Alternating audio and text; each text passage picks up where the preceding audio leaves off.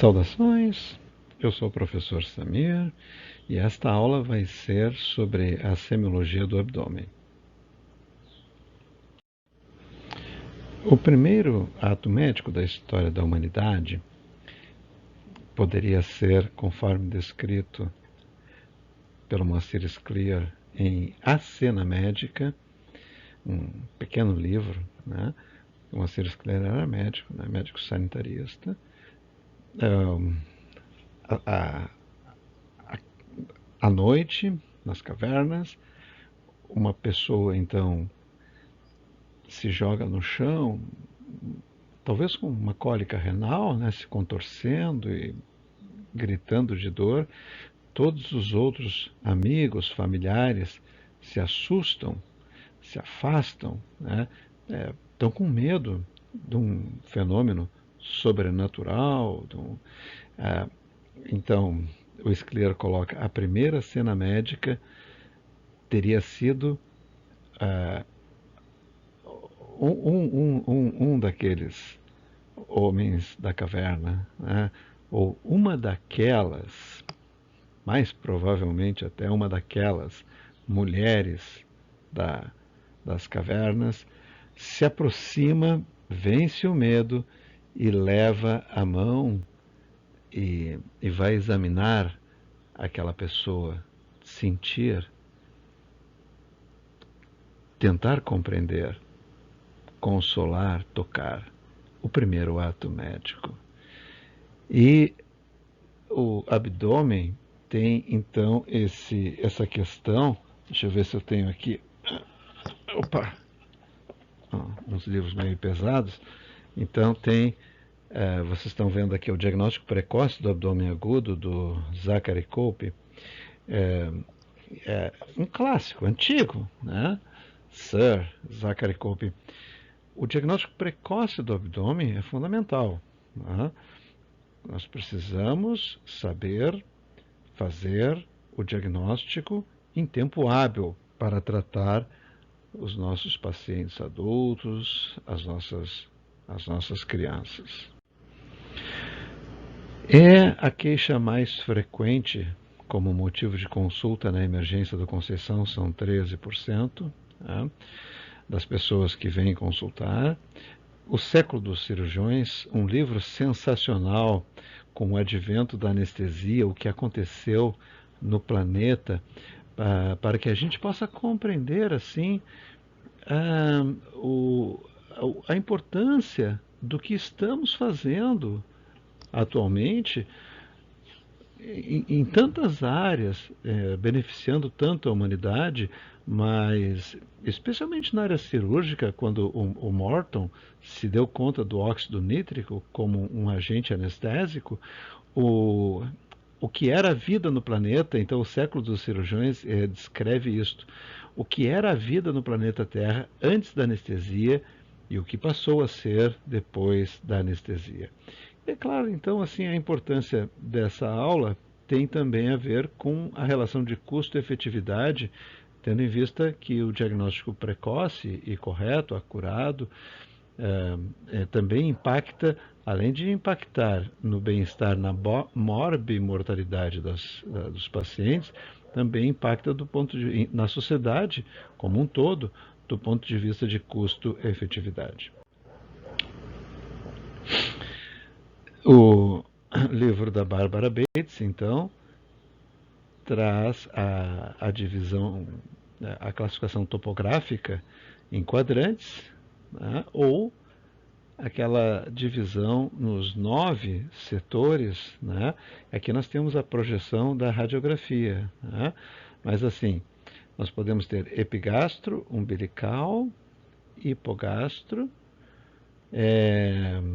flanco esquerdo, flanco direito, hipocôndrio, né? Aqui é a palavra hipocondríaco, onde se projeta muitas vezes os sintomas. Hipocôndrio esquerdo das pessoas que têm alguma doença psíquica, né? Com a projeção psicossomática do sofrimento, né?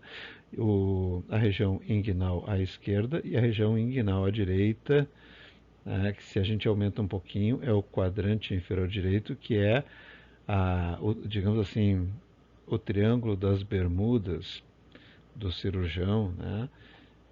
O segmento ST do cardiologista e o quadrante inferior direito dos cirurgiões, as áreas de enigmas.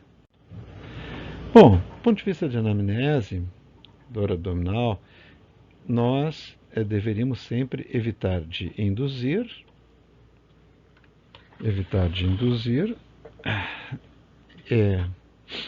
ter uma ideia de quanto tempo que a dor está presente, uma ideia do local, importantíssimo a ordem cronológica.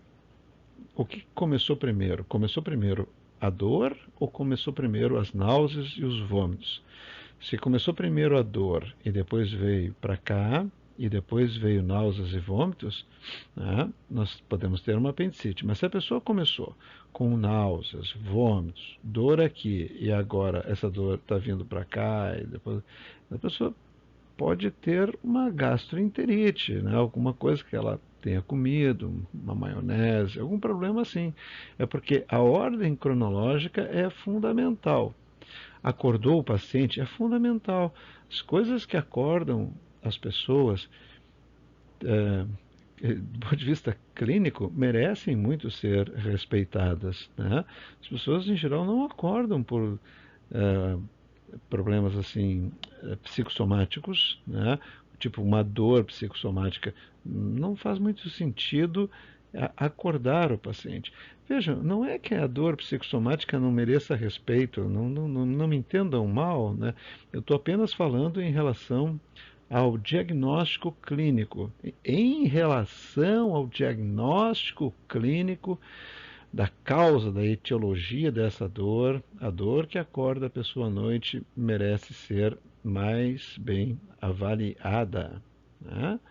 Bem, e é claro, a intensidade da dor, que nos idosos pode ser pouco intensa e ser uma doença grave, ou naquelas pessoas que tomam medicamentos também, que sejam imunossupressores, ou corticosteroides, enfim, também a intensidade da dor pode estar mascarada.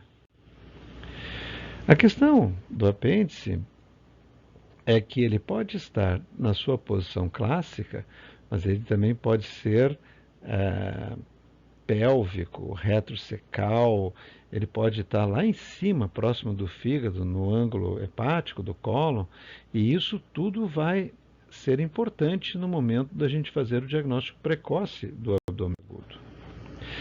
O trato gastrointestinal, então, seguindo, né, com a anamnese, a dor abdominal, sempre procurar evitar de induzir, a quanto tempo dói, onde dói, a ordem cronológica, se acordou o paciente, a intensidade da dor e o idoso. E essa dor aqui pode ser bem uma colicistite aguda, pode ser uma cólica biliar, pode ser uma apendicite, pode também, né? Então, esse é o interessante assim, para o clínico, a dificuldade que o abdômen muitas vezes oferece em função dessa variedade de apresentações das doenças. Aqui, se nós observarmos por trás, uma cólica biliar pode estar doendo aqui na ponta da escápula. Uma úlcera perfurada pode estar doendo aqui em cima, no ombro. Uma dor renal pode se localizar aqui. Uma dor, olha aqui, os ligamentos sacro-uterinos, né, ou útero-sacros, né? Uma dor renal também pode se projetar aqui embaixo, se irradiar para cá. Em relação às técnicas de exame, precisamos de uma boa iluminação, o paciente o mais relaxado possível, preferentemente com a bexiga vazia. Às vezes a gente descreve esses critérios todos para uma boa técnica de exame, mas esquece que o doente com um quadro agudo que vai na emergência, nem sempre a gente vai ter condições, e é ali que a gente vai precisar tomar as decisões mais importantes. Esses critérios eles são mais facilmente observados no ambulatório onde mais comumente nós não temos doença grave. Não quer dizer que não possa ter, né? Mas frequentemente as doenças graves estão mais associadas à prevalência, o teorema de Bayes, né? A prevalência pré-teste de doenças graves é maior no serviço de emergência, onde nem sempre dá para escolher bexiga vazia, mais relaxada possível, braço ao lado do corpo, mãos do examinador aquecidas. Lógico, sempre que for possível, melhor. Importante, evite movimentos bruscos. A pessoa já está com dor, né? Um movimento brusco assusta, né? Observe o rosto do paciente, as reações. Então, como sempre, tudo começa pela inspeção. Nós precisamos ver se tem cicatrizes, tem herniações, se o abdômen é globoso e como está a mobilidade, a movimentação do abdômen. Sempre, sempre inspeciona primeiro. Cicatrizes, herniações, globoso, mobilidade, né? Importante. Ó, herniações e globoso. Globoso e herniação e icterícia. Ausculta. Os ruídos hidroaéreos ou ruídos intestinais. Deve-se pesquisar antes de iniciar a palpação ou a percussão, porque os movimentos de palpação e de percussão podem induzir ruídos hidroaéreos que já estariam diminuídos, né? E a gente vai então ter dificuldade para perceber justamente essa diminuição. Presença de sopros, um sopro aórtico, uma doença aterosclerótica da aorta, os atritos, uma metástase hepática com atrito durante a respiração. Bom, né? Auscultando, então, ausculta assim, os sons, os ruídos hidroaéreos, fisicamente se transmitem em todas as direções dentro do abdômen. Portanto, poderia auscultar em qualquer quadrante, né? Por uma questão física, uma questão lógica. Que já os sopros não, né? Os sopros a gente vai procurar auscultar o sopro aórtico aqui, o sopro da renal esquerda aqui, da renal direita, da ilíaca, de um lado do outro, das femorais também, pode ouvir aqui embaixo. Então, aqui poderia ser uma moça com uma hipertensão muito marcada, que vocês estejam suspeitando e deveriam fazer até de rotina, né? Ausculta pessoas jovens, né? Para ver se não tem uma fibrodisplasia da camada média da artéria renal de um lado ou do outro, que possa estar provocando uma hipertensão renino-dependente. Tá? Vai escutar um sopro marcado, né? Muitas vezes com 2 tempos, né? Isso está indicando a possibilidade forte aí de uma hipertensão renal, né? Uma renovascular. A percussão. A percussão exige uma boa técnica, tem que se treinar direitinho. E tem um aspecto que está descrito aqui no capítulo de dor abdominal do Harrison, que vocês vão estudar no ano que vem, no próximo semestre, na cadeira de semiologia, propriamente dita, já que essa cadeira aqui é uma cadeira de semiotécnica médica, né? Que a percussão ajuda a gente a pesquisar sinais importantes, sinais de irritação peritoneal, né? É muito importante o médico saber detectar a presença de sinais de irritação peritoneal. E classicamente se pesquisa com o sinal da descompressão súbita do abdômen.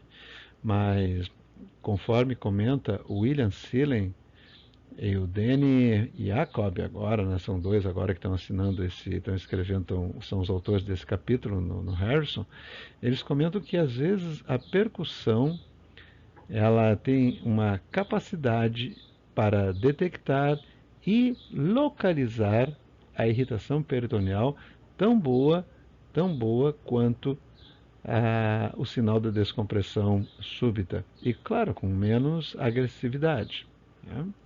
Bom, Mas a gente pesquisa para ver se tem timpanismo, maciez, aonde que tem, né? Para ver se o abdômen está distendido. E aqui, então, os sinais de irritação peritoneal. Aqui o profissional está pesquisando a percussão. Logo a seguir, nós começamos a palpação superficial e a palpação profunda, sendo que, através da palpação, também a gente está avaliando possíveis sinais de irritação peritoneal. Palpação superficial, pesquisa todo o abdômen, palpando, como a palavra está dizendo, superficialmente, delicadamente, com uma mão. E depois a gente vai aprofundar essa palpação usando as duas mãos. Tá? Paciente um pouco mais obeso, a gente usa uma mão sobre a outra para ajudar ao aprofundar, ou do contrário, o paciente é muito alto, a gente pode usar uma mão ao lado da outra. Aí a gente demonstra direitinho na prática de semiotécnica quando passar a pandemia. Né? Superficial, superficial profunda, agora já está aprofundando aqui a palpação. Pode ser com uma única mão ou com as duas mãos. Né?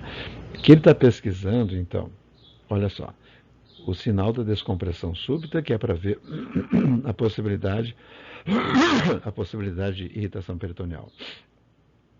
Que é importante, quero dizer assim, ó, se o doente tem peritonite, se ele tem irritação peritoneal, é porque ele tem alguma doença de tratamento cirúrgico, com a exceção da peritonite bacteriana espontânea, naqueles pacientes que têm ascite, a peritonite é uma doença de tratamento cirúrgico. Então, o clínico precisa saber detectar a presença de irritação peritoneal. Uma das maneiras é justamente a gente ir conversando com o paciente, seu João, vou apertar um pouquinho o seu abdômen, gostaria que o senhor me dissesse se o senhor está sentindo dor e gostaria que o senhor observasse para ver se o senhor sente mais dor quando eu aperto ou quando eu solto, tá? Então vamos ver. Estou apertando, apertando, apertando, solta bruscamente, cuida a expressão do paciente, porque mais importante até do que o paciente fala é o que o paciente expressa. É a comunicação não verbal dele. Às vezes pode ter um paciente que seja um pouco mais estoico, mais resistente à dor, ele não quer admitir que ele sente dor, então, não doeu, doutor, né? E tu viu no rosto, na expressão dele, que ele sentiu dor quando tu fez a descompressão súbita. O fígado.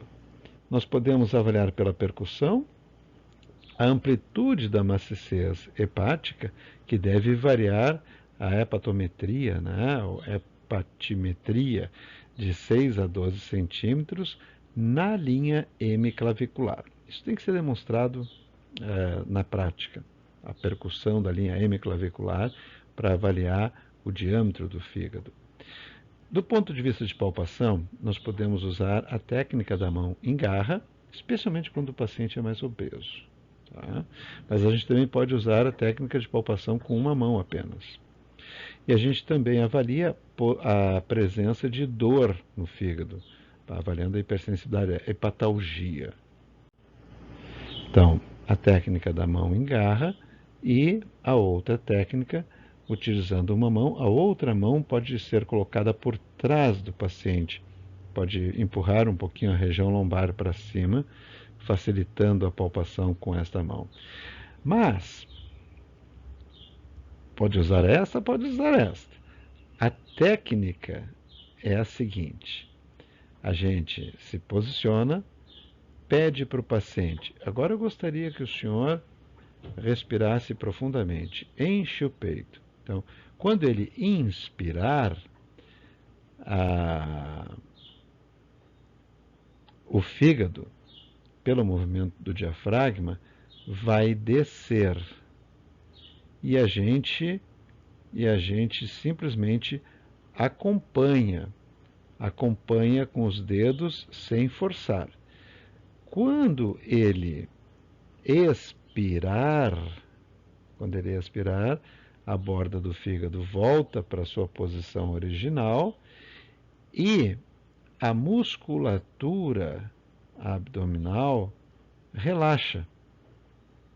Nesse momento, é claro, isso se o doente não tiver com uma contração, com uma defesa, um espasmo por irritação peritoneal involuntário. Inclusive, é uma das maneiras da gente ver a defesa involuntária, a contração abdominal involuntária, o espasmo da musculatura por peritonite é justamente em função da ausência do relaxamento da musculatura abdominal durante a fase de expiração. Tá? Encheu, soltou, relaxou. Aprofunda e fica esperando. Respire de novo, seu João, por favor. Então, quando ele encher o peito novamente, aí tu tá com os dedos adequadamente posicionados, tu vai sentir a borda do fígado encostar, passar, tocar nos teus dedos. Ou não. Um paciente mais obeso, pode ser difícil da gente sentir. O fígado saudável é um fígado mais maleável, né? Agora, se tu tens um fígado com cirrose, é muito fácil de sentir, porque a cirrose faz com que o parênquima, o tecido do fígado, fique endurecido. Aí é fácil de perceber a borda hepática. Arredondada, não vai estar mais afilada como ela é normalmente. E com nódulos, né? Aqui nós estamos pesquisando a hepatometria, tá? O diâmetro hepático pela percussão. E o baço.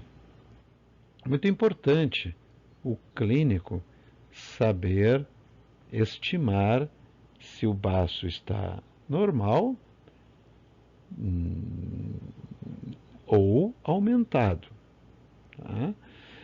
O baço nós avaliamos inicialmente pela percussão do espaço de Traub. O espaço de Traub, Ludwig Traub, um patologista alemão, o espaço de Traub ele é delimitado medialmente pela borda externa, borda lateral do osso externo. Ele é limitado inferiormente pelo rebordo costal. Portanto, não adianta percutir Traub abaixo do rebordo costal, porque ele não existe abaixo do rebordo costal. Ele é limitado superiormente pela borda inferior da sexta, sétima e oitava costelas. Tá? E ele é limitado lateralmente, a gente vai percutindo, pelo menos, até a linha axilar média.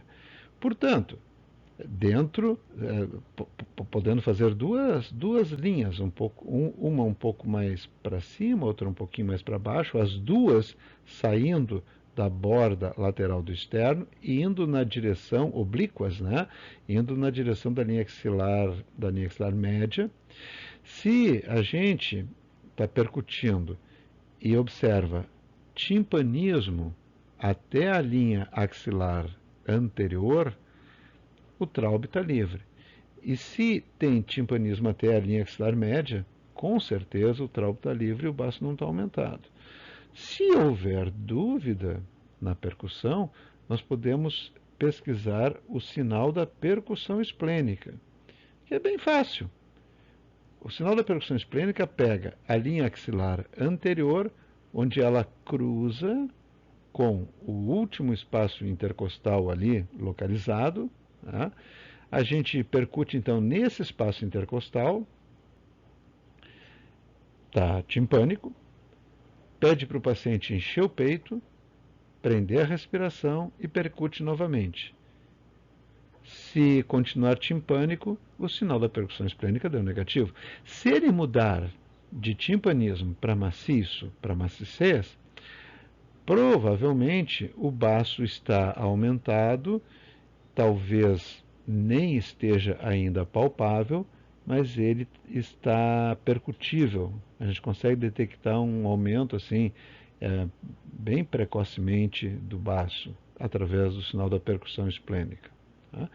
E aí, depois, para confirmar, a gente faz a palpação, com o posicionamento do paciente em decúbito lateral direito, que é a posição de Schuster, e passa lá para o lado esquerdo, ele deita para o lado direito e a gente passa para o lado esquerdo e palpa o baço como a gente palparia o fígado, né, em garra. Lembrando que o baço vai crescer, quando crescer, ele cresce na direção da espinha ilíaca anterosuperior direita, do outro lado. Então a gente consegue sentir ali direitinho a, a ponta do baço palpável quando o paciente inspira, né, quando ele respira. Mesma coisa do fígado. Seu João, enche o peito, posiciona as mãos, até tu já viu pela percussão onde supostamente estaria a borda dele, se o baço está muito aumentado, tu já posiciona tuas mãos abaixo, né, desse ponto que tu definiu pela percussão. Então, posiciona as mãos, pede para o paciente, seu João, respire fundo. Quando ele enche o peito, só acompanha. Agora solta bem o ar, aí tu aprofunda as mãos, porque nesse momento a musculatura do abdômen relaxa. Aprofundou as mãos, isso. Agora ele está soltando o ar, né? Agora só respira fundo de novo. E aí tu fica com os dedinhos parados para sentir a movimentação sentir o órgão, a víscera, passando sob os dedos de vocês. Essa é uma técnica, a técnica de Schuster. Tá? Agora, aqui está sendo mostrada uma outra técnica, que o paciente está em posição supina, decúbito dorsal, uma das mãos está palpando aqui na frente, ó, observe, cuidando na direção da espinha ilíaca anterosuperior. E a outra mão, veja, a mão esquerda, ó, bem fácil, a mão esquerda, ela vai fazer a volta aqui por trás, tá? Ela vai fazer a volta aqui por trás. E vai empurrar o ângulo costo-vertebral para frente, na hora que ele está inspirando, para facilitar a palpação. E aqui está o sinal da percussão esplênica, linha axilar anterior, último espaço intercostal nesta altura, percute, timpânico, enche o peito, prende a respiração, percute de novo, maciço, opa, sinal da percussão esplênica positivo, possivelmente esse paciente tem um baço aumentado, vamos ver se ele é palpável. Se for palpável, está aumentado. Né? Existem baços palpáveis que não estão patologicamente aumentados, mas é incomum, em torno de 5% dos baços palpáveis, a gente acaba investigando, acompanhando e demonstrando que são, às vezes numa pessoa muito magrinha, muito longilínea, a gente tem a pontinha do baço que eventualmente pode ser palpável, mas, importante, para todos nós, especialmente para vocês que estão começando, até que se prove o contrário, todo baço palpável é um baço patológico. Mas também é importante saber que o contrário pode se provar. Os rins, a gente pode avaliar pela palpação, a palpação do rim, apenas o rim direito, o rim esquerdo a gente não palpa. Tá? A gente avalia também pela pesquisa de hipersensibilidade, punho percussão, lombar. A bexiga também a gente pode avaliar, por exemplo, paciente idoso que tem um problema de próstata, ele pode ter um aumento, a bexiga, ele tem uma retenção urinária e ele tem a bexiga percutível e às vezes até palpável, e às vezes até muito dolorosa. Tá? Às vezes pode ser até uma causa de dor abdominal em idoso, um idoso com sequelas de AVC que não consiga se expressar adequadamente, ele pode estar gemente e na verdade ele ter aqui assim essa retenção urinária. Tá? Uma sonda vesical alivia, uma sonda de alívio alivia a dor abdominal da pessoa. A punho percussão lombar, então, a gente vai fazer a percussão, cada um vai desenvolver a sua técnica. O importante é que tu tenha confiança na técnica que tu está usando. Não precisa ser um soco violento no dorso do paciente, mas precisa ser uma manobra que te permita aumentar a probabilidade do diagnóstico ou excluir a possibilidade do diagnóstico. Então a gente tem que tem que saber calibrar a nossa, digamos assim, curva ROC da punho percussão lombar, né? Se tu percutires muito forte, tu aumenta a sensibilidade e diminui a especificidade, compreende? O paciente tem uma doença na coluna, tu bate ali, ele dói, tu diz assim, é do rim? Não, é do rim, é da coluna, especificidade ficou ruim. Se tu percutir muito fraquinho, tu perde sensibilidade, mas uma pielonefrite, que o rim está distendido, com a cápsula distendida, né, inflamada, né, dá uma batidinha ali e o paciente pula, né? A especificidade desse teste vai ser boa. E tudo é probabilidade. E no caso aqui, nós ainda estamos avançando dentro do estudo das probabilidades, nós estamos avançando no sentido do estudo da curva ROC, que é importantíssimo para a gente poder compreender o que a gente está fazendo em semiotécnica. As manobras especiais, a pesquisa de ascite, a apendicite, a colicistite aguda, as hérnias ventrais, as massas da parede abdominal. Ascite. Olhou, parece o abdômen chama de, tem uma expressão antiga, abdômen de batráquio, porque ele tem esses abaulamentos nos flancos quando está em decúbito dorsal. Ele não é simplesmente um abdômen globoso de uma pessoa obesa, ele tem uma outra conformação. Tá? Depois tem um teste, que é o sinal da maciez móvel, que é um teste relativamente sensível. Eu acredito que uma sensibilidade em torno aí de 90%, se não me engano, para detectar ascites já de um certo volume, 1 litro ou mais, né? E a maciez móvel é relativamente simples. Deita o paciente para um lado, percute aqui para baixo, está maciço, vem vindo aqui, está maciço, porque o líquido se acumulou aqui, vira o abdômen para cima, percutiu na região do umbigo, que estava maciça, agora ficou timpânica, porque as alças vieram todas para cá, e veio percutindo nessa direção, maciço, lógico que o líquido se acumulou aqui, né? E também, se for percutindo em várias direções, tu vai ver que tem timpanismo e a maciez, que é um outro sinal, são as linhas de Skoda. Tá? Mas essa maciez móvel, vocês perceberam, a região umbilical maciça antes, agora timpânica, pelo deslocamento das alças, que pela gravidade o líquido vem para os flancos e as alças ficam assim, ficam boiando dentro do abdômen, aqui fica timpânico, então essa maciez móvel é um sinal de ascite relativamente sensível. Tem um outro, não, ele não volta. Tem um outro sinalzinho que é o que a gente tem que fazer na prática, é difícil de descrever assim, que é o sinal o sinal do piparote, tá? O piparote é bom a gente mostrar na prática, que ele não é muito sensível, perdão, ele não é. Eu falei que a maciez móvel era específica. Não, a maciez móvel é sensível. Tá? Ela consegue detectar até 90% das ascites, né? Quando já tem um certo volume assim, de líquido dentro do abdômen. Já o sinal do piparote, quando ele está presente, e a gente tem que saber pesquisar direitinho, que não é muito fácil, mas quando o piparote está presente, ele é específico.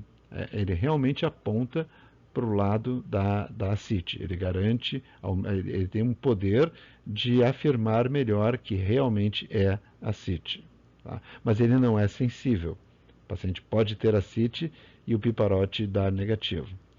Bom, a apendicite, quando o paciente tem, ele pode apresentar na localização do apêndice, que costuma ser no quadrante inferior direito, mas pode ser em outros locais, ele costuma ter uma hipersensibilidade, então a área fica hipersensível, o paciente leva a mão, ele já está, né, com defesa, né, pode ter rigidez, e a rigidez pode ser involuntária, que ela não alivia durante a expiração, tá?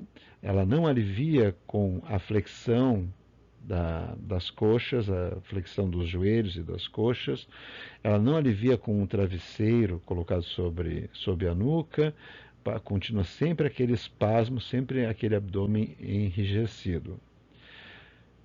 O toque retal também pode ser útil no diagnóstico de apendicite aguda.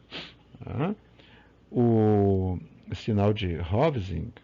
Tá? O sinal de Hovsing é quando a gente vai comprimindo o abdômen no quadrante inferior esquerdo, comprimindo de baixo para cima, como se estivesse deslocando gás na direção. Vejam, eu estou no lado esquerdo, eu estou deslocando gás contra a corrente na direção do seco, que é onde está o apêndice. Então, esse deslocamento, essa compressão, né, pode, num apêndice que está inicial, né, inflamando, ao ser distendido, pode ser dolorosa. E o Hovsing também ele é interessante para detectar quando a apendicite, quando o apêndice inflamado se localiza fora do quadrante inferior direito, que é a posição clássica dele. Por exemplo, tá lá na região do cólon, do ângulo hepático do cólon, né? Aí tu faz essa manobra e dói lá. É interessante, tá? Então, Hovsing tem essa característica de nos ajudar, porque às vezes, até mesmo um apêndice reto-secal, por exemplo, né, não vai dar irritação parietal naquele local, porque ele está por trás do seco. Então, a gente tem que buscar os sinais alternativos. Um deles é o psoas. O sinal do psoas pode apontar para apendicite reto-secal. Tá? Um apêndice pélvico também, né, a gente faz o sinal do obturador interno, flexiona a coxa e faz uma rotação interna da coxa, flexiona o joelho e faz uma rotação interna da coxa. Né? E aí o doente tem dor para dentro da pelvis. Né? Mas ele pode estar com tudo isso negativo, e aí tu faz o Hovsing só no final para ter certeza que não é, e aí ele tem a dor. E ainda fazemos uma contraprova. Tu faz a compressão, doutor, está me doendo. Onde? Aí pode estar doendo onde tu está apertando, é normal, né? Mas ele aponta onde está o apêndice. Aí tu solta bruscamente e ele refere a dor de novo pelo movimento, né, do peritônio, ele refere a dor de novo naquele local que está inflamado. Seria uma espécie de contraprova quando a gente está fazendo a pesquisa sinal de Hovsing.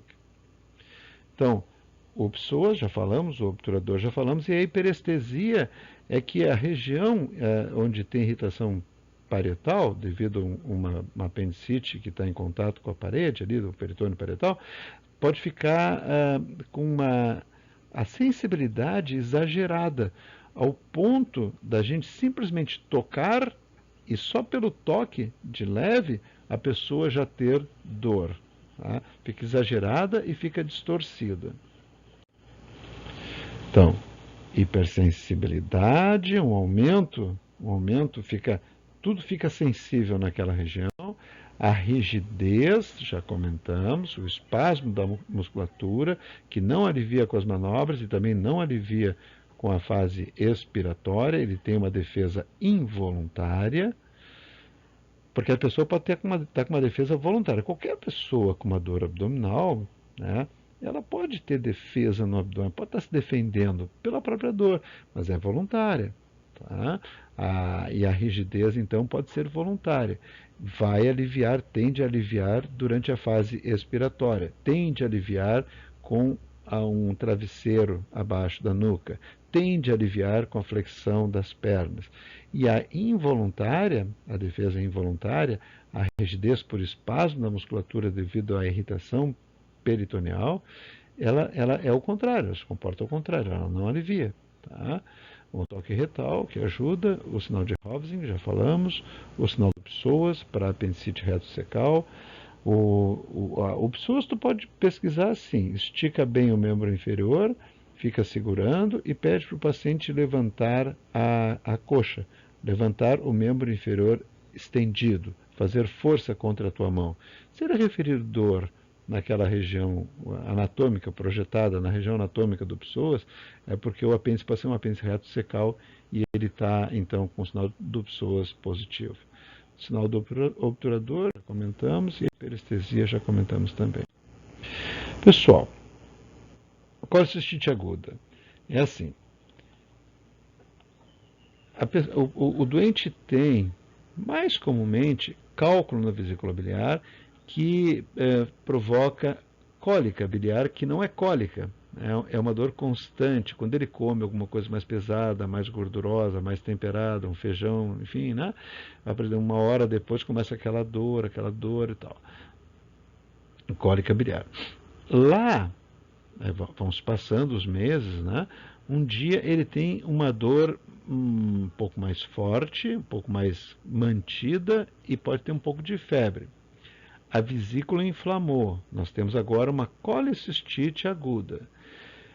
Para a cólica biliar, tratamento analgésico, talvez evitar alimentos gordurosos, enfim, né? E um Buscopan com dipirona, Buscopan composto vai aliviar. Tá? Já para a colicistite aguda, o doente talvez precise até ficar internado, ele vai precisar tomar antibiótico. Então, esse diagnóstico diferencial é importante ser feito.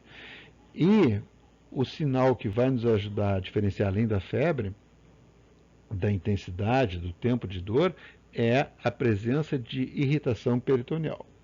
Se o doente tiver com uma colicistite muito intensa, o abdômen está com irritação peritoneal no quadrante superior direito, já bem marcado desde o início. Tá?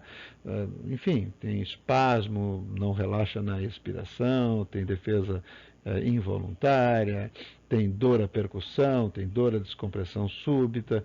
Ele nem vai deixar a gente fazer a pesquisa do sinal de Murphy, pela própria dor. Mas, se o quadro for fraquinho ou incipiente, inicial, e vejam, é importante a gente fazer o diagnóstico precoce, né? Tem até um livro, Diagnóstico Precoce do Abdômen Agudo, do Zachary Cope. O sinal de Murphy vai ser útil para nós. O sinal de Murphy a gente tem que buscar o ponto biliar. O ponto biliar é onde a parede lateral do reto abdominal direito se encontra com o rebordo costal. Para localizar a parede do reto, a gente pede para o doente encostar o queixo no peito, ele contrai o abdômen e a gente facilmente palpa e define. Ou pode pegar também, se o paciente não é muito obeso, que aí às vezes a obesidade, a cicatriz umbilical está distorcida, o posicionamento anatômico, mas assim, um paciente não muito obeso, tu pega a espinha ilíaca anterosuperior esquerda, traça uma linha junto com os dois pontos, a espinha, a cicatriz abdominal e até o rebordo costal, vocês vão estar no ponto biliar. Tá? Então, naquele ponto ali, a gente pega com o polegar, pode ser, né? Ou, deixa eu ver se está aparecendo para vocês, assim, pega o polegar, né? Coloca ali, ou com o dedo apenas, né? E naquele ponto, a mesma coisa, pede para o paciente, seu João, Dona Maria, mais frequente nas mulheres, né? Por causa das gravidezes, né? Quanto mais gravidez, maior a probabilidade.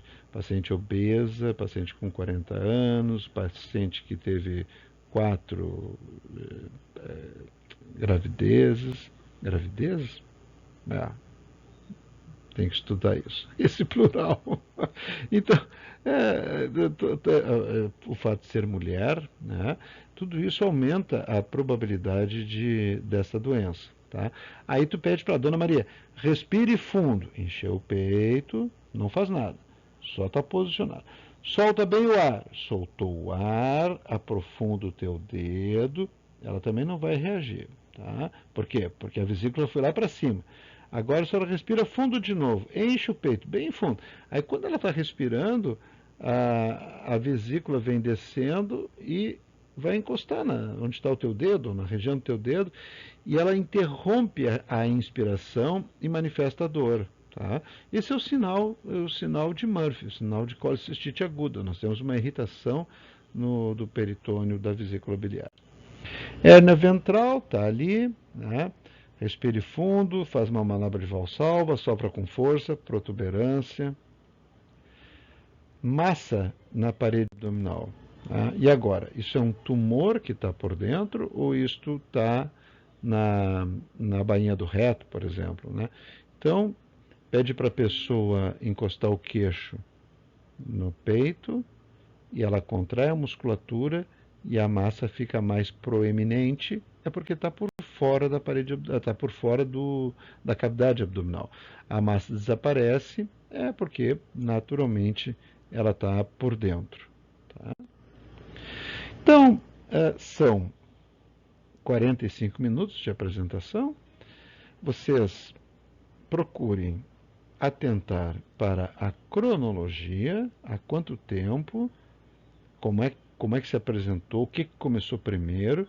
Começou primeiro com náuseas e vômitos ou começou primeiro com uma dor surda, acordou de noite com aquela dor surda no epigastro, na região umbilical, depois teve um pouco de náuseas, um pouco, talvez até um episódio de vômito, e aí a dor ficou sem fome, perdeu o apetite e a dor foi e um pouquinho de febre, uma febrezinha baixa, 37,9, né, 38 graus. E a dor foi se localizar no quadrante inferior direito. Então, essa é a cronologia clássica, que nem é tão comum da gente ver, mas é o quadro clássico da apendicite aguda. Tá? Examinar da forma mais completa, sempre que possível, e gentil. Tá? Procurar sempre evitar os movimentos bruscos, aquecer as mãos, conversar com o paciente, observar o rosto do paciente, estar atento às expressões, à comunicação não verbal e atentar para as condições mais prevalentes, tá? Onde que nós estamos, na emergência, no consultório, tá? A prevalência pré-teste nesses ambientes é diferente. Tá? Claro que pode uma apendicite aguda nos procurar no consultório, mas é mais provável dela nos procurar numa emergência, assim como uma síndrome de cólon irritável vai ser mais frequente no consultório, menos frequente na emergência. Tá? Mas a gente tem que conhecer bem a clínica, tá? Para poder fazer o diagnóstico precoce das condições mais graves. Então, eu queria me despedir de vocês, né, recomendando que leiam, que estudem no livro da enfermeira doutora Bárbara Bates, o capítulo do exame do abdômen, e a gente está se preparando para o ano que vem aprofundar um pouco mais com as doenças, o diagnóstico, a clínica das doenças, a semiologia propriamente dita do abdômen. Né? Por enquanto, a gente está estudando a técnica, a semiotécnica, a maneira de examinar o abdômen. Obrigado. É isso. O abdômen é uma incógnita. Nós aprendemos a nos aproximar da resposta verdadeira a esta pergunta.